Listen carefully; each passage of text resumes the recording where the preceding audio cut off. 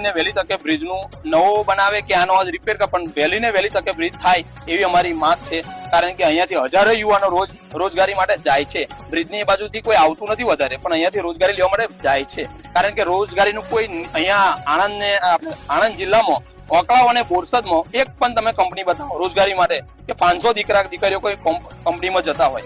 તો આપણે રોજગારી માટે જવું હોય બધાને, તો ખરેખર બધા નેતાઓ ખરેખર તમે જો બધી રીતે આવો છો ચૂંટણીઓમાં, આ જ રીતે આવે યુવાનોને મદદે આવો, તો એવી મારી નમ્ર વિનંતી છે. જે આપણે જો ઉમેટાથી ગોર ફરીને જે તકલીફ પડી રહી છે એના વિશે આપ શું કહેશો?